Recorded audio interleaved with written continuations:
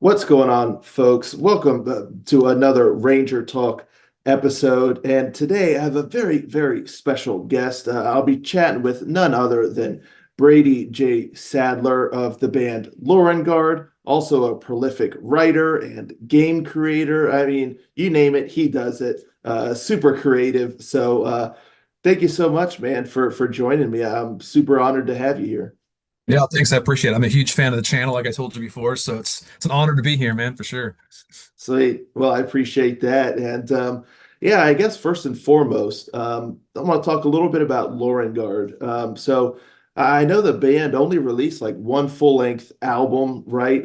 Quite some years ago. But how did that project first kind of form up, or how did that come to fruition? Sure, yeah, and I tend to like rant on these stories, so cut me off if you need to or whatever, because Okay. I'll give you the deep dive history. But Yeah. so yeah, I've always been in bands with my brother. I have a twin brother who plays bass, and we've been throughout high school we're in like Metallica cover bands and stuff. But after high school, we were playing in this band that I despised. It was kind of a paid gig, Yeah. we were the rhythm section for this touring goth electronic band, and it was like Oh, not my wow. style at all. But the upside of that is like when I was playing, it was like such boring disco beats, like playing with one hand essentially. So I got really good at like spinning sticks and stuff. So I was like a big Yeah. showman. So that way, like that gave me like the working stuff I needed to go into like a metal band and actually put on a good show. So Yeah. uh during that time touring with that band, I just got really deep into power metal. I had already like touched on it a little bit, which Yeah. we'll talk about later with my book, because that's very much like my journey through high school was this kid's journey getting into Oh, Hammerfall and stuff. sweet. So, but yeah, like that experience kind of like got like made me dig my heels into like the genre I liked the most. So throughout the tail end of that process with that band, I had been like putting out feelers around the Indianapolis area, finding any other musicians who might be into the same genre, and it was tough, man, because at the I time, bet. this was back in like 2005, 2004, and it was like, I was like a weirdo for liking this kind of music around the Midwest, but we we happened to find a guy, Chris Cruz. Oddly enough, anyone who's into like thrash and stuff, there's a band called Demiricus, and they got signed to Metal Blade, and Chris Cruz was the Oh, drummer. So like wow. I was kind of like a little nervous because he was like a better drummer than me. I was like just getting into like double bass stuff and be able to play speed metal. But Chris was an amazing drummer, but he happened to be a guitar player too. So like that was the kind of the seed that got planted, and when we got together, that's kind of how Lauren Guard started initially forming. Awesome. And that's so funny. It's like he's playing guitar, but you're there playing drums, and you're like wondering, oh, is he thinking like, oh, what is he doing back there? Like, what's going on? Right. Right? And he'd always like during our early practices, he'd always be like, "Man, how do you play the old bass so much?" I'm like, "Dude, I can't. I listen to him blast beat and stuff. I can't do that stuff." So I was like, I don't know if you're like just being nice to me, but I was always self-conscious. Yeah. Awesome. So you got to start your own power metal band and all that. What was the process like from there? Once you formed up, it's like, hey, let's start a power metal band.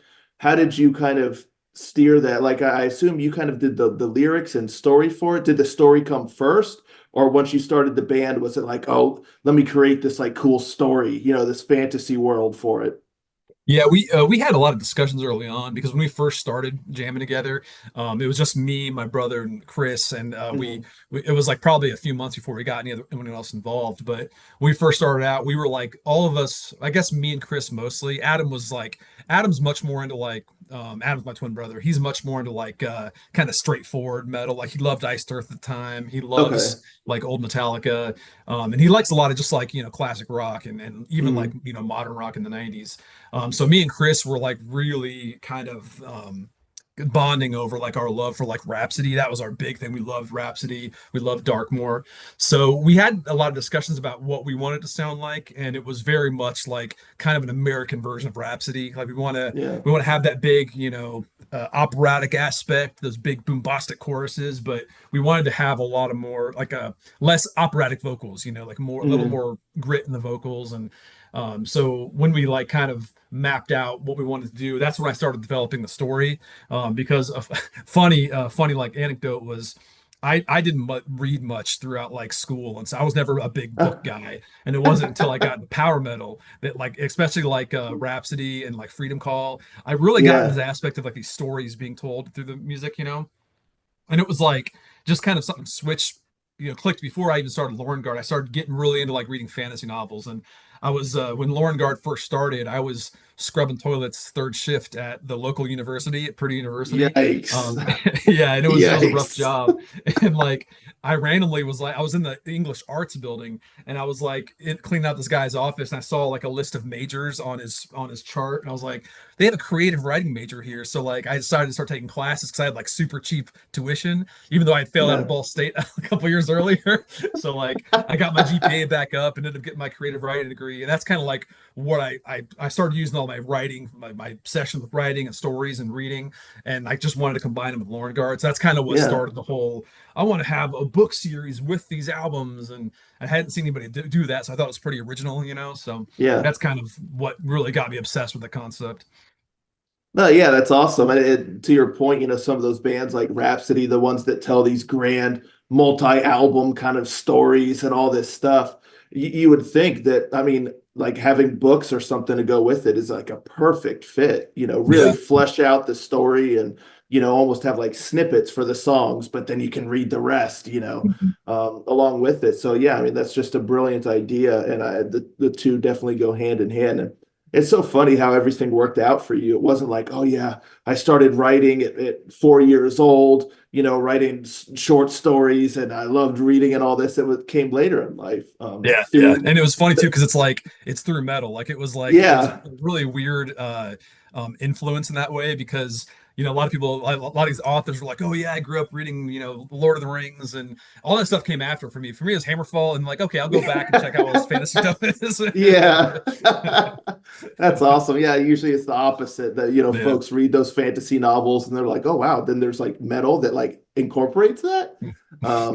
Dude, that's hilarious. Yeah. But awesome. I mean, power metal is the answer to everything, man. Like, Yeah. Yeah. Makes so everything better, man. yeah, totally. So you kind of crafted Lauren Guard with the sound you wanted, the stories that you wanted, but then like the execution, like how did that work? Because one thing I have to say is, I checked out the album Eve of Corruption, and man, like honestly, like what a sound! Like really, it sounds so polished and well crafted, and then like you realize, wait, this is like a US based power metal band. Like it sounded like something out of like Europe or something. It really has that great quality and a sound as far as US power metal goes that sounded different from your typical US power metal. Um, so once you were like writing the songs and everyone was getting together, what was that kind of creative process like as far as putting it all together and how the band kind of feel about it? Because what you released like an EP before the full length, right? Yeah, yep, yeah. So yeah, it's kind of a loaded question because like there was some turbulent episodes throughout that where like the and like I guess I can say right now the reason like Lauren Guard is not doing much right now is we actually lost a member unfortunately like back in I think it was 2018 or 2019 might have been like closer to 2020 I forget the our keyboard player Alec Bickham amazing musician he's just incredible super nice guy I got word that he randomly passed away after moving to California for a while, and we kind of like we didn't stay in touch a lot. We kind of texted occasionally, but that was when the band was kind of like just taking a break. And then when that happened, it was like, well, I can't imagine doing much anymore because like we had another keyboard player before Alec who also passed away, so it was a very just Ah, like yeah like these tragic circumstances like pile on top of each other. And our first keyboard player, David Russell, he was also an amazing musician. It's like I don't know how we got so lucky with finding these amazing musicians who wanted to be part of this project. But he ended up after a couple of years playing together, he developed leukemia and he beat it. It was great. He was like, "Oh, got a nice job," you know. But then he wanted to step back from the band. We're like, "That's fine." And then I heard later that he got put back to got cancer again and didn't survive that time. So it's rough. You know, it's like it's rough to kind of like keep that motivation when you have those yeah. types of real world experiences. So, but like before all that happened, the EP that was when David Russell first joined. He was like helping us write all the stuff.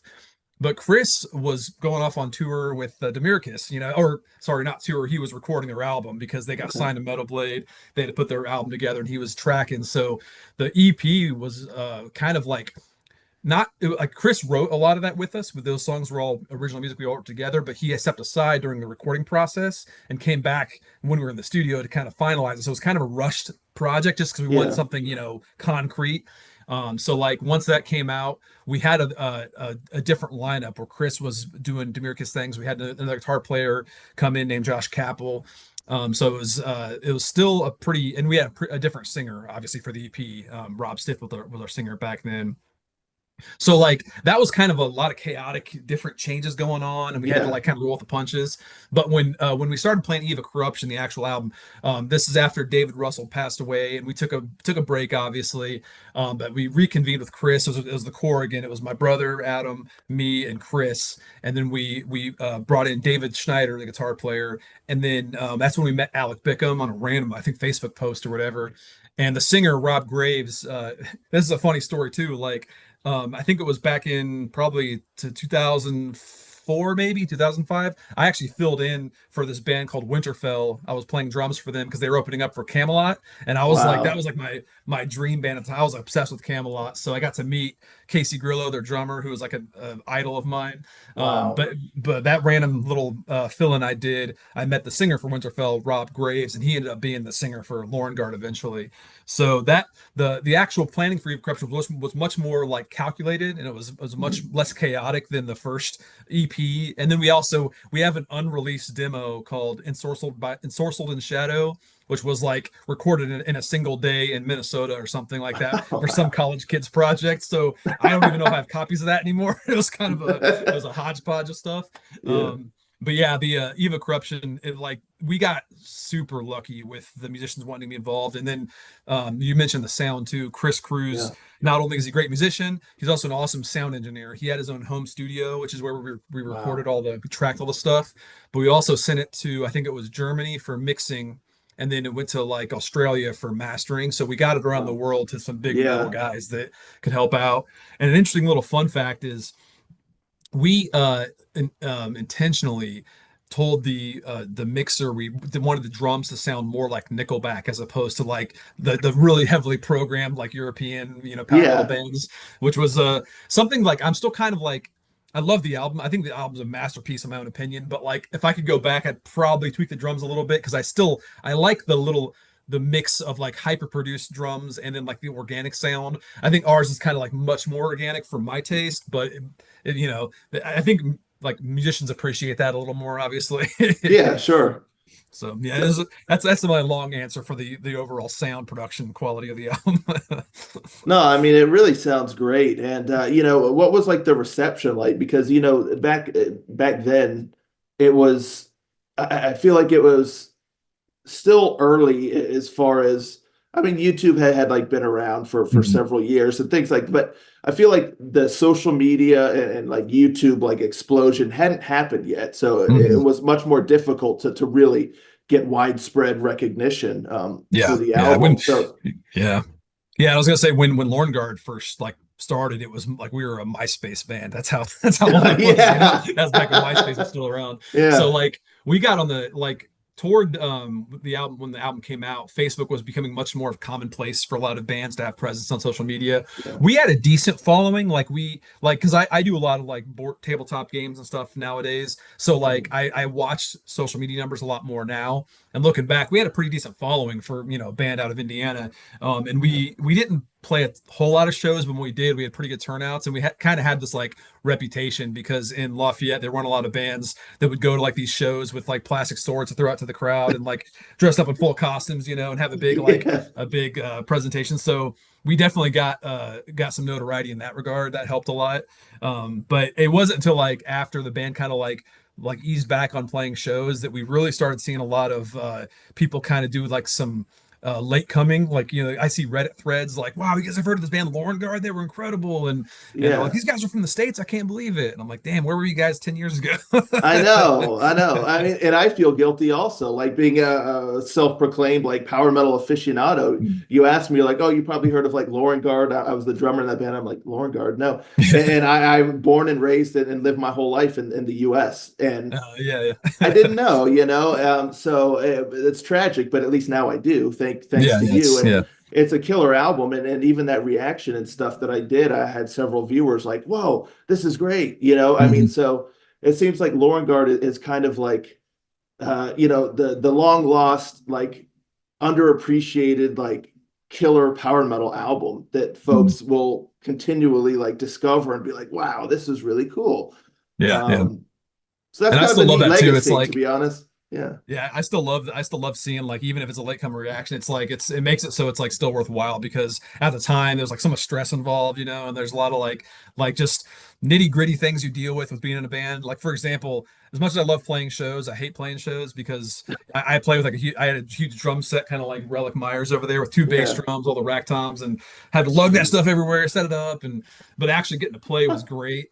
But it's Yeah. like there's all that baggage being in a band, like, self-financed band. So like those little times when somebody says like, "Oh, that's an amazing album," it really makes it, worthwhile in that regard.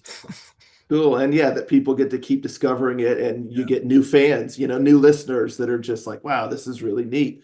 Mhm. And so I know you already kind of touched on this a little bit, but I mean, the question I have to ask, and I'm sure a lot of folks, when they discover Eve of Corruption and stuff like that, is will they ever come back? I know you said it's probably not likely, but like, is it still kind of something that the guys toss around? Like maybe we should do another album or It's something that, like, I would never like write it off because, like, yeah, fortunately Chris and Dave are both like local to Indianapolis, so we're relatively close. We don't get to hang out very much because they're like on a much different part of town than I am, and like Chris has two kids, I have two kids, my brother's got a kid, and so like we're all kind of going through the family stuff. But yeah, once I keep making jokes with Chris and text messages like, "Oh, once these kids go to college, we can get album two out, and have more time on our hands." So like, I think like there's some realistic ways we could do it. It is tough because part of the writing process, like, Chris has this approach where he's got like this whole like orchestration in mind when he's writing just as a guitar riffs and everything.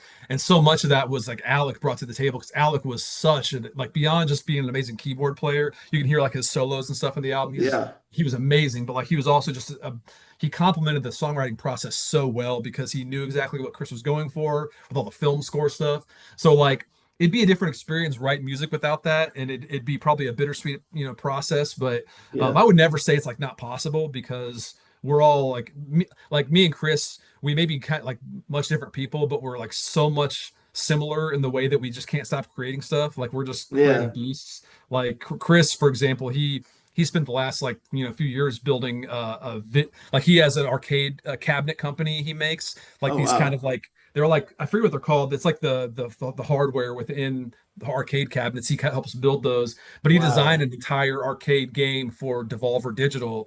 It's called Enter the Gungeon. You should go check it out. Oh It's like yeah, it's like I a know light that shooting game. game. Yeah, yeah. Oh, but So oh wow. yeah, he made, like, because they made a spin-off. Like, there was like Enter the Gungeon, and then he made one that was like House of the Gun Dead, I think it was called. So it's like That's a gun awesome. game. But yeah, it's really cool because Yeah, you can buy the whole like cabinet. It's like really expensive, obviously, yeah. but yeah, he does stuff like that. He's just constantly creating stuff as well, and he's also still playing drums in bands and everything. So Okay, yeah, he's a multi-instrumentalist that just doesn't stop, you know.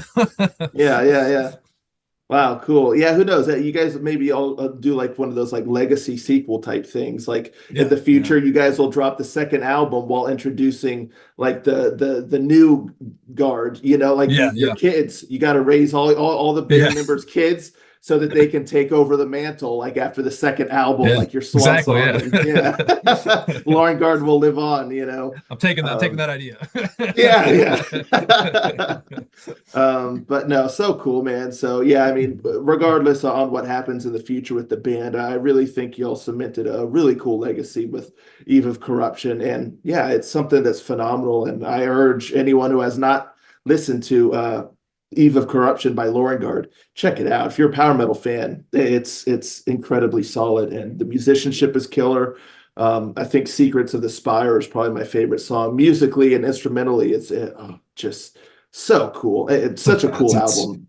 yeah, I never feel guilty calling it a masterpiece because even though I got to play on it, it's like I Yeah, pretty much was like in awe of just like watching Chris and Alec write this stuff, and Alec's keyboard parts are just like so like they just thread throughout the entire album. Like they just constantly wow me. And I always go back to that because I'm just learning piano myself and I'm learning how to sing because I always had like this intention to be kind of like a Phil Collins type musician where I could like sure. write my own stuff, sing my own stuff, play all the instruments, but mostly I just want to be able to like sing and play keyboard to help the songwriting process. But Yeah. doing that process of learning keys, I just gives me a whole new appreciation for what Alec brought to the table. And just, it still blows my mind, man. It's just an amazing addition.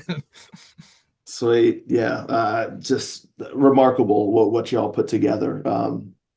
But yeah, and now I guess for the writing side now, because you're just a multi-talented fella here. You dabble in all kinds of creative things, which is super cool. And I know you said you wrote like a book or so for Lorenguard like back then, right? But have you continued kind of writing stories in that universe like since Eve of Corruption? I've done like I started the second novel in that because it meant to be a trilogy. That was like what was Okay. set out to do. So I've started the second book in that trilogy. It's been set aside for so long that probably have to go back because it's one of those things where the Lorenguard novel, Eva Corruption, was literally the very first story I ever wrote. Like I'd written like, Wow. little really short stories as a kid, obviously for school and everything, but that was like the first thing I ever approached. So obviously when I go back and read it now, I'm like, oh, because like you learn so much Yeah, from that sure. time. So it's not my favorite book I've written, but it does hold a special place because it's your first. Sure. Um, so like I've tinkered with the sequel to that book, but one of the problems I've had is when I approached the Lorenguard story, I'm a big like traditional D&D style nerd. Like I love like all these different races like elves and dwarves and Yeah. halflings and I'm like obsessed with halflings. That's my weird obsession for fantasy. I love like hobbits and stuff. So like I was kind of weirded out by the Lorenguard thing because it was like, well, we were gonna write this, but like we want to be the characters in the story, and I don't want to like write myself as a halfling because I can't really be a halfling on stage. So Yeah. like I just made everyone human. So it's a much more like kind of darker fantasy. It's like more just grounded in kind of realism and with everyone being humans, and that's great. There's a place for that.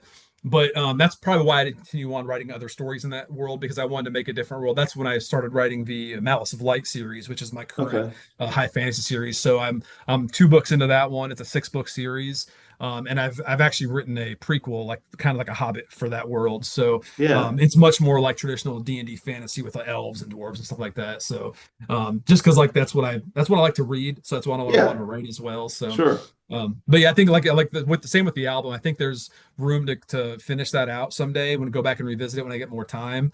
Hopefully, if I'm like maybe a full-time author someday, I'd be able to turn it out really quickly. Right, right. Well, I mean, I honestly kind of thought that you were like a full-time like author or like a game creator or something, but no, that's something you do on the side. So how on Yeah, earth do you find the time to do all of this? yeah. I have this weird problem where I don't relax very easily. Like it's funny because I play a lot of games. I'm a big like tabletop gamer. I play video games, but like I only do like kind of in these like really small nuggets where I just get really antsy. I can't do big long marathons. So Yeah, but like I luckily I have a job currently. My quote unquote day job has a pretty flexible schedule where I work from home, so it does allow me to have the time to kind of like work on my books occasionally when I have downtime. And then like with games, I actually was a full-time game designer up until maybe 2002 or 2000, yeah, 2002. I switched over and I'm back in corporate writing. So I do a lot of freelance stuff where I'll find whatever ways to pay the bills. But yeah, my main focus, like when I'm consider like what I do for a living, I do write, but I do all these different avenues of writing essentially. yeah. Cool. And so you love that high fantasy, writing and books and all that stuff. But so now I wanted to talk about like your new kind of, I guess, big uh thing, which is Relic Myers, right? Which Mhm. is a bit different from that like Middle Earth, like orcs and trolls and all of that. Mhm. How did you come up with the idea? Because I know you said you kind of fuse like metal with like horror and all of that stuff. So what was your Yeah, inspiration for that? yeah, there's that old saying people always say, like, write what and I've Yeah. always kind of like chewed on that in the back of my mind because like I mean I know fantasy obviously 'cause I play a lot of games, but like I've always had this concept where I've always been a big horror movie fan. I love like horror movies and TV shows. And I was like one of my guilty pleasures. I didn't go around telling everybody like, oh, I'm a big Buffy the Vampire Slayer fan, but like I did like that show a lot, Yeah. and it had this kind of resurgence. And like I think it was like the maybe like the early 2000s or something, but like a lot of people when I went to college they were like back into that show, so I had Yeah. like kind of a revisiting of it, and ever since then I always had this kind of like thought in the back of my head of something similar to this, where it was like if you it really latched onto the music aspect, because like music, I think most people can agree with, music is one of the most unique things to the human experience, because like it's such a powerful thing that humans create, but it's Yeah. like also so hard to kind of like to write about or to define, because it's such a separate experience. And I Mhm. love the aspect of something dark attaching itself to that. So like kind of an evil entity that couldn't make music, but they could use that power for, they wanted to like channel that power from people who could do it. So that always kind of like sat in the back of my head for so long. And then like that whole like write what you know kept coming back to me, and I'm like, well, I know how to be a teenage drummer that's like chubby and has no friends and and all this stuff. So like I just kind of revisited my high school years, and I was like thinking of like ideas for stories, and it was last around this time last year actually. I was waiting for my cover art for my second Malice of Light novel, so I was really antsy because I wanted to like do marketing for it, but I couldn't. So I spent all of May of 2024 thinking like, well, I'll spend this whole month writing a book that'll keep me occupied. And that turned out to be Relic Myers and the Rhythms of Ruin, Wow. which was kind of like not really, I mean, besides those like ideas I talked about when I was like sitting in the back of my mind, I didn't sit and like map the story out.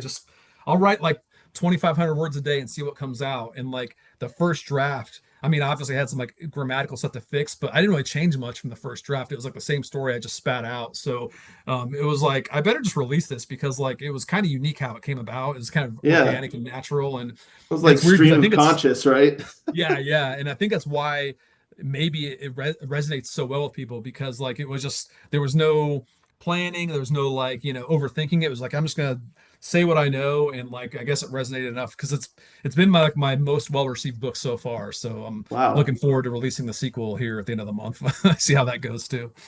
Wow. So yeah, I mean, it just sounds like it's just honest, Mhm. it's you. And so without like spoiling anything, of course, can you give me just kind of the gist of like the overall kind of story that Yeah, takes yeah. place in Relic Myers?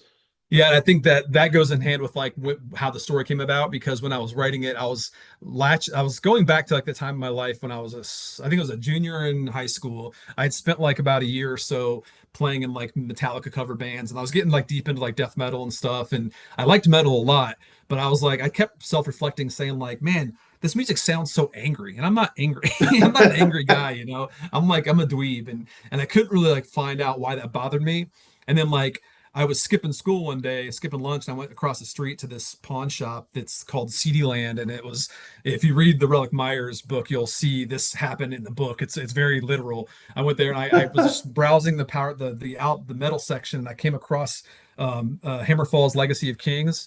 Yeah. In the Relic Myers, it's Glory to the Brave, because like the timelines didn't match up, so I had to change it a little bit. But Right. I picked up the Hammerfall album and looked at the back and saw like all the band members like as knights, and I'm like, this is what I want, man. So like I took it, I went back to school, popped into my Discman, and like Heeding the Call started, and like I swear like the world just like went away. Like everything Wow. around me in the lunchroom, like I just had no idea where I was. I was just focusing this on this music. I was like, this is what I've been looking for. Like this is I didn't know I wanted this, but this is what I wanted. So like that moment was so powerful in my memory that like it pretty much just spawned the entire like concept of this book. So there's all these like supernatural elements, but its core, it's like it's just this kid finding out like what he's been missing, like what part of him he couldn't define but he wanted. And in the story, the premise is his dad's been gone. His dad's a famous drummer. I got his picture right here. This is his dad's Unknown band. Oath. Unknown Oath. So Nice. like his dad was a like somewhat famous drummer, but he left when Relic was really young, and he was touring the Europe and everything. So in his mind, his dad is cool and all, but he abandoned his family to go be a rock star. So it's like it's kind of that weird thing where like he idolizes his dad in a way, but he also has this resentment, obviously, because he's not part of his life. His dad would like write him notes and send his family money, but all that Yeah. stopped in the last couple of years. So like nobody knows where his dad is. So like he could be dead and they don't know. So like he kind of has this like void in that regard too. It's much more tangible. I didn't have that experience, but it's kind of like more adds a little more drama to it. Sure. So in a lot of ways, it's like it's a very fictionalized, supernatural look at how I had my coming of age essentially. So it's that's what started it. And the actual premise outside of that being is without spoilers, obviously, is he finds a cassette tape of his dad's early demos with Unknown Oath, and that song he doesn't know that his dad and his band went through and destroyed all copies of that demo because it was cursed and it was Wow. had some supernatural powers attached to it. But this one copy remained; it was like lost to them. So when he has it and plays it, bad stuff starts to happen. Okay. Cool. Yeah, I mean that sounds so cool. What a neat fusion of things there. And one thing I also love is how you created so many neat like in-universe like merch items and stuff like that. Like the tape, the Unknown Oath like tape and you know the CD and stuff like that. Um, did you create like those songs? Did you create songs like Unknown Oath songs or? Yeah, it's something that it's still a work in progress because it's odd that it happened this way, but the guy I hired to do the audiobook for Relic Myers, I found out later he was actually a singer for a bunch of ska bands, and like Ska band. he's super into metal Nice. too, and like Yeah. he's actually a like a newscaster out of Washington. So we've Oh been like wow. kind of like staying in contact, and we actually started writing the main song, which is called Alternus in the story. That's like the curse song. So like Yeah. I've written the drum pattern for it. And we've kind of recorded like demos with this guy because he wrote the lyrics. He like wrote the melodies, the lyrics I wrote. So like we Yeah. have a song that's kind of like in the works, but we just haven't like buckled down and like actually recorded it yet. Yeah. So eventually I think we'll get around to it, but it's something that keeps getting put in the back burner, you know? Yeah. No, that's super cool though that it's going to be something, you know, Yeah, folks will yeah. actually get to listen to this cursed song. Yeah, And yeah. And if you go on my either I think it's on my YouTube or my TikTok, I have a clip of me playing the like the drum intro at least. So like yeah. so you kind of like get the rhythm in your head because that's like the rhythms of ruin is that's what that's referencing constantly in the book. So I had to write that at least, you know. Yeah, yeah, yeah. Did that feel like a, were you kind of nervous or did you feel like overwhelmed by having to try to create this like rhythm of ruin, you know, something that is going to be really like important and like powerful, like Yeah. It's yeah. funny you mentioned that because like I was hesitant to even try because like I'm not like the most impressive drummer. Like I can play like lots of like kind of just average metal, you know, but I'm not like one of these guys that does solos and stuff. So like I did have this hesitation where it's like this has got to be an iconic groove, you know, kind of Yeah, like how iconic Enter Sandman's intro is or something, you know. sure. Like but the more I thought about it, I was like, well, at the same time, like Stephen Myers, who's Relic's dad in the book, he was like 16, 17 or when he wrote this. So it's like, whatever. Like I can play like I'm a teenage kid, you know? So it's like it's gotta Yeah. be iconic, but it's also kind of gotta be basic in a way. So Yeah. like it is very much similar, like kind of like a Enter Sandman style groove on the toms, but I try to keep it so it's like all the descriptions in the book line up to like how it actually sounds because if a drummer is reading it, for example, I want them to be like, okay, this guy knows what he's talking about. You know, this guy's a drummer. Yeah. Oh, that's cool that there's that actual authenticity there. You know, it's Mm. not, oh, this character is a drummer, blah, blah, blah. Here's this and that. It's like, no, like actual drummers or musicians can be like, oh, this checks out. Like, yeah, like you said, this guy knows what he's talking about. That's really Yeah. neat. Yeah, Um, that's bugged me in the past because I've read books where like people wanted to write from the perspective of musicians, and it's like the way when I'm reading it, I'm like, this guy's never been to a band practice before because this is not how it goes.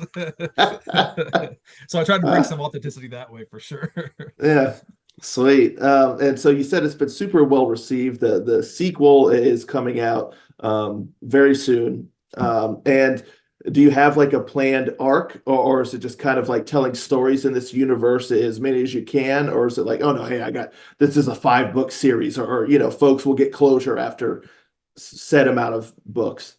Yeah, it started off just one like I wasn't sure if I wanted to do a series because I already had an ongoing series. Excuse me. But the more I wrote, the more by the time I finished the story, I'm like, okay, this is gonna be like I'm gonna do a 4 book series, like one book for every year of high school. So this is his freshman year. And Oh, then yeah, Harmony of Hexes is gonna be a sophomore year. So like it is gonna build up and it's gonna it like you know, not spoiling too much. It's gonna be each one's progressing so much where the world's opening up a lot more and like a lot you'll see a lot more. It's like it's like the Stranger Things approach where you have like these really Yeah, small things happening, but they just get bigger and bigger. And by the time you're toward the end, it's like a global thing, you know. It's just yeah. it's gone beyond the limits of the town. So it's kind of taken that approach. But yeah, I'm gonna try to limit it to a 4 book series. But that is not to say at all that I wouldn't do like other sequel series outside of that. You know, I just want to make sure his Sure. high school journey is complete, essentially.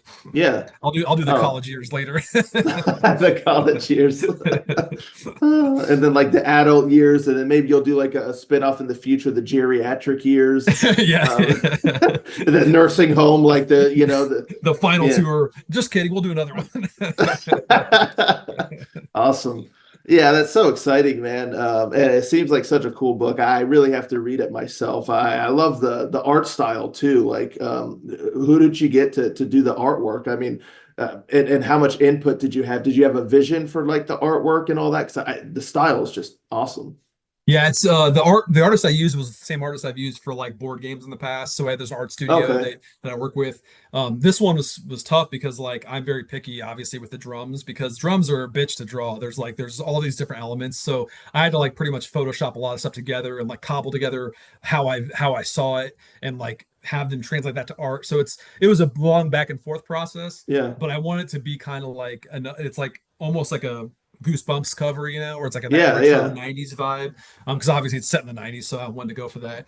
But the Harmony of Hex's artwork, which is not done yet, I'm hoping to reveal it soon. I'm waiting for the cover art. I'm hoping it's not going to push back the release date because it's a little more involved. But I'm actually working with a different artist for that because the artist who did my high fantasy books, his name's Evan Simonette. He's actually based in the States. He's someone I worked with when I was at Fantasy Flight Games in Minnesota. So he's a super cool dude, but he's got a full-time art job. So like when I get him to do a cover, it's like a 6 month project. I gotta wait for him to be Wow. free to do it. So Yeah. I'm excited to see what he does, but it's gonna be a little more maybe a little more like I guess mature than this one because this one's much more like a Goosebumps young adult looking Yeah. cover. This one's going to be a little more horror looking. But yeah, it's he's an awesome artist, does amazing work, and I just have to wait for him to be done with it before I start marketing my stuff. Yeah, yeah. And so do you like self-publish or how do you handle like publishing the books and what's that process like? 'Cause it seems like it's got to be super difficult, right? Yeah, it's almost like its own full-time job, like doing the whole because you got to do marketing and then all the Yeah. organization and logistics. Because I started off this process of self-publishing, not much of a graphic designer, and now I got to the point where it's like I could probably get a job as a graphic designer because I do so much of it. Wow. Because I have to lay out books, you know, I do like the interior layout, the cover layouts, and I got to like cobble together descriptions of art that even though I can't do the art, I can actually like put together like the composition of how I want to look and everything. Wow. So yeah, it's a lot of work on that end. I was considering trying to find a publisher, Hmm. and like you know, I if I put enough time into it, I could probably find the right one. But I didn't like the idea of because typically you have to find an agent to work with, like a literary agent who's going to Yeah. help sell you to a publisher, and obviously you get a lot of help with your distribution that way. But with self-publishing, there's so many tools available now that you don't have to make any concessions. You can do whatever you want. Like you can have your entire vision the way you want it on your own pace. So I was like, I'll make the sacrifice of maybe selling less books and have to do a lot more work, but I get my own vision out there and I don't have to make any concessions that way. So it's definitely a trade-off. But that's not to say if I got approached by a publisher, I might reconsider, you know, Yeah, be my sure. publisher. Yeah. Yeah. But yeah, that's a good point. Like you could just publish exactly what you want and not have them say, "Oh no, you got to take this out or add something that add this element to it." And it's Mhm. like you don't want it to destroy your vision. Yeah. But yeah, I it think sounds what like a changed my lot of mind a work. lot was when you get advice about looking for literary agents and they try to get you to like to angle your book toward what sells. And like I don't want to do all that market research and figure out like what books are hot. I don't want to chase that. I just want to like put my own book out there. If it does well, great. Otherwise, you know, I'll do the next one. Yeah. Cool. So yeah, I mean, a new book coming second in the series of Relic Myers. It seems like something that's really, really neat, and for metal fans, for I guess fantasy fans too, and horror fans and supernatural fans, all that good stuff. So yeah, I'm definitely looking forward to reading it. And folks who this sounds interesting to you, you haven't heard of it, haven't read it, in the description below. There's a link to Brady Sadler's website and stuff, which is that they can purchase the books from your website, or are there anywhere else that they can purchase it from? Or Yeah, you can. They're like most indie authors who self-publish. You can find them through bookstores. You have to special order them. If you go to like Barnes and Noble saying, "Hey, I want this book," they can order it for you. They just don't okay, stock it. But yeah, if you go to Amazon, it's there. It's pretty much any online bookseller will have access to it. But most of my sales, for better or worse, most of my sales right now are through Amazon because I know Amazon started off as before they became the global conglomerate they are now. They were a bookseller, so right, that's kind of the standard. But yeah, I'm trying to find more avenues because that's the big plus of going through a publisher is they can get your stuff in all the stores on the yeah, shelves. on Right now, you shelves, got to yeah, special order it. So right. Have you done anything with like local bookstores where they sell your books, and you do kind of like book signings or readings or things like that? Have you been able to do that? yeah, the cool thing is if you do any book signings like at Barnes Noble or whatever, they'll order a stock from one of the print on demand services is Ingram Spark, which is very similar to Amazon, but they distribute to like all the local bookstores and big Okay, retail shops. But if I go to a book signing at Barnes Noble, they'll have like a stack of copies. They're all signed, and whatever is left over after my appearance, they'll just put on the shelf as a signed copy. So I'll see occasionally when I'm going around local Barnes Nobles, I'll see one of my copies of Relic Myers with the signed edition sticker, and I'm like, "Hey, I'm a nice. celebrity," Yeah. Well, that's really cool that you at least get to experience that and Yeah. things like that. But yeah, I mean, really neat. Seems like there's a lot of places that folks can purchase the book, and now's a good time because with the sequel right around the corner, you want to get your copy of the first book and prepare for the second. Yeah, I got to get ready for So freshman year or sophomore year. It's coming up soon. yeah, yeah. And I guess last thing I kind of wanted to talk to you about too is, I know you're kind of a game designer with like tabletop games, but I also saw like on your website that you've done some like video game, like mobile games or things like that. So what's that aspect, I guess, of your creative life like? Ye- Yeah, I've done mostly tabletop and the digital stuff I've done like some just narrative design because it kind of comes hand in hand with my experience with either role-playing games on tabletop or just board game design. Yeah. It's kind of funny though because I got into board game design just because I wanted to write books based on games and I kind of got like sucked into this side where I was like, well, I'm doing writing for games, and then I started marketing for games, and then I started like designing games for marketing, and then I was like, oh well, I might as well design games because I know how to do it now. So it was kind of a weird like zigzag path, but I ended up with my brother Adam. We designed, probably a dozen core systems for different tabletop games. Wow. And it's funny. I mentioned Barnes and Noble because I remember one time when I was kind of struggling to get like more well known in the tabletop world. I was with my daughter and she was pretty young at the time, probably like 5 or 6 years old. And we were at Barnes and Noble and we walked past the tabletop game shelf. And one of the games we designed, which was I don't know if you can see it. It's probably not up there right now, but it's the Walking Dead from the TV show. Oh, But they nice. actually made Yeah. a game called Walking Dead No Sanctuary. My daughter saw that and she saw my name on there. She's like, "You make real games, Dad?" Real Like, yeah, games. man, yeah. You don't just make up these fantasy stories, it's Yeah, like yeah. I think she thought tangible like I stuff. just put together stuff in a box at home and made a game and put it on the shelf. Like, no, no, I'm publishing them. Wow, So yeah, that's cool. we got a lot of big titles that we had to work on. So like we worked on Gears of War, we worked on Walking Dead, Wow. worked on there was some other show we worked on Voltron. We didn't get publish it, but we made a Voltron game. They didn't end up publishing it, but that was cool because I was a big Voltron fan as a kid. But yeah, lots of tabletop games, and the one big mobile game was Street Masters. That was a mobile game based on a board game we designed, so they ported it Okay. to a digital platform. So Wow. that one was probably our biggest game we did.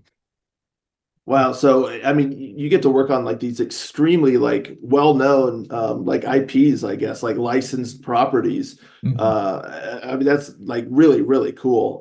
And do you create your own also like brand new like games that aren't like really based on anything? It's just kind of a fresh new Yeah, yeah. game. Most of the games we've done with a company called Blacklist, that those were like all original IPs. So like I don't know if you can see this poster back here, this Brook City buddy Yeah. cop poster. It's kind of blurry, but that's my brother and me, and we were characters in a game, and we made like a buddy cop like Die Hard style game that's Oh, like Lethal nice. Weapon.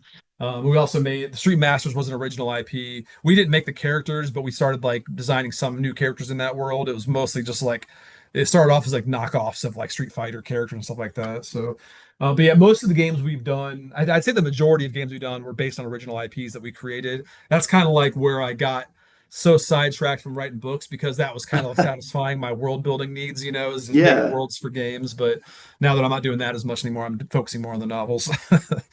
Okay. So can folks expect maybe like a Relic Myers tabletop game at some point? Yeah, yeah, I'm working on one now. There's a very Sweet. famous tabletop game called Arkham Horror, and the it was Oh like from the yeah, I 70s. actually know that Yeah. one. Yeah. Yeah, it's been like through lots of iterations, but the guy who Yeah. designed that, his name's Richard Lanius. He's a really legendary designer, but he's a big fan of Relic Myers. I gave him the book and he like loved it. So like we're making a game right now. Not sure where it's gonna land. I'm not sure who's gonna publish it, but it's gonna be pretty cool because he's a cool designer. We've worked on projects before, so I'm pretty stoked about that one. Wow, yeah, that's exciting, man. Really, really exciting. Just so many cool things. Like, folks, you need to go check out Brady's website and just look at all this awesome stuff that he's talking about. So you've done all these crazy, crazy things. Is there like what's like the next step? Is there something that you still want to do that you haven't done yet, like in the creative space? Like I don't know if you done like a graphic novel or have you, just something that you haven't quite done yet that you have your sights set on. Yeah, it's tough because like my ambitions kind of lie with just doing like I want to do a lot more books and like right now I'm doing my first one like I'm co-writing a novel with my brother Adam. We're doing like a true crime like buddy cop like horror book. So that's Uh, pretty cool. It's my first time like co-writing a book, But like a lot of my ambitions lie so much out of my own like it's all luck based, because I would love this thing to pick up because I would love to do like a Relic Myers TV show because yeah, I love horror TV shows. I love horror movies, or yeah, even a movie. But that's like way out of my like, that's only if I get lucky. I can't really control that. So as far as like things I can control, I definitely want to do like a lot. I want to finish the Relic Meyer series for sure. I would love to do graphic novels. I'm a big comic book guy too. I grew up reading yeah, comics, so and like pretty much anything I can write for. I just love writing stories. I love telling stories. So and like I'd like to do video games too. I've done like a little bit, but I'd love to write for bigger video games because that's something that I'm always interested in. I grew up on Nintendo, so it's stuck yeah. with me through my whole life. Awesome. Yeah, Netflix, they need to check out this Relic Myers, I man, know, and, yeah. I and, keep and to telling them, get yeah, the ball go. rolling. They Yeah. won't answer my calls. Oh, that's so cool, dude. I mean, it's so impressive, everything that you do, and it's so creative. I love it. Music, books, games, like just, oh man, really, really neat. So I wish you immense success. I hope that Relic Myers really takes off. I got to read it myself. I'm looking super forward to it. And I'm also keeping my fingers crossed that Lorenguard makes a comeback at some point as Yeah, well. me too. So That'd be great. Yeah, I'd be all for that. So I'll see what I can do. yeah, awesome. Well, folks, again, check out in the description below links to everything that is Brady Sadler. I'll also include links to like Lauren Garden and stuff like that. And yeah, check out the music, check out Relic Myers and the other books by Brady, check out the tabletop games, all that good stuff. Show your support. Now's the time to do it because the man is on the cusp of fame and fortune. So prices probably are going to skyrocket here soon. So get in on the ground floor. Say you were one of the first. Um, I appreciate it, man. you Yeah, I appreciate supported that. Brady before he was like the almighty Brady Sadler.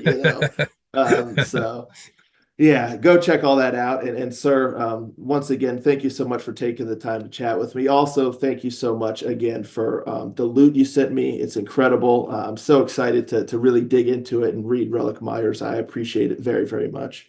Oh, no problem. Thanks for having me. I appreciate being on here, man. And yeah, keep doing what you do because I love watching your channel. I love finding new bands that I have never heard of because you just have such a wide reach, man. Keep it up. Awesome. Thank you, dude. Appreciate it. And yeah, thank you folks for tuning in. Let us know in the comments down below. What do you think of Lorenguard? Have you read Relic Myers already? Are you looking forward to any of the books? Talk to Brady and I in the comments below, and I'll catch you next time. Ranger out.